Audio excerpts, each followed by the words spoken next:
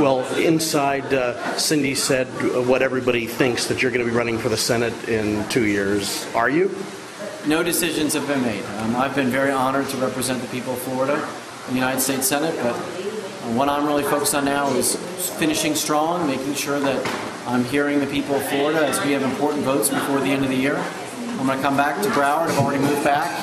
And then, next year my wife and I will sit down. We got to think about our family too. We got 4 kids, 7 years to 7 months, and that's got to come first. When do you have to make a decision? Well, realistically, I don't know when it's required, but I think that practically speaking, sometime first half of next year, if I am going to take a run at it, I would have to make a decision. Will we know by the end of June next year what you're going to do? Oh yes, you will. I'm sure you will. What are the factors that you're thinking about? The number one most important thing is my family. I mean, I've got 4 little kids. Mikey and I are back in Broward, but when you are in the Congress, you spend a lot of time away from home, and certainly traveling around the state to garner the support of the people requires a lot of time away from home, and that's a very difficult decision. What I have to weigh is my family time versus what I think about the future of the country. It's a tough balance. Do you think Senator Nelson is beatable?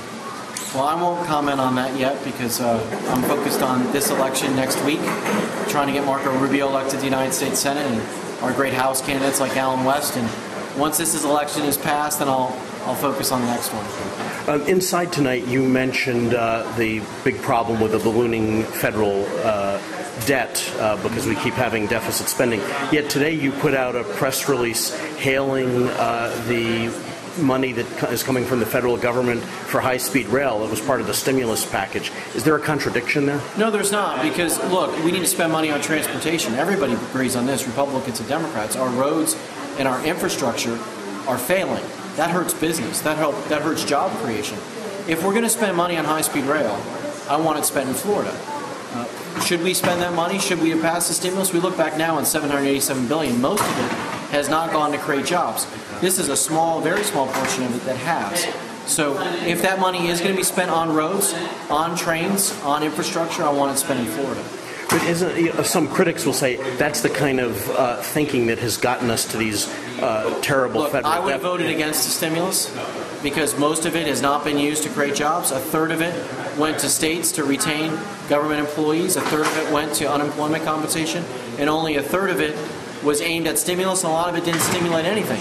And frankly, it's too late to think about high-speed rail as a stimulus in a recession because by the time that high-speed rail is built, it will not be stimulating for this recession. However, everybody agrees that one of the main functions of the government, going back to Dwight Eisenhower, is to build our roads and our infrastructure.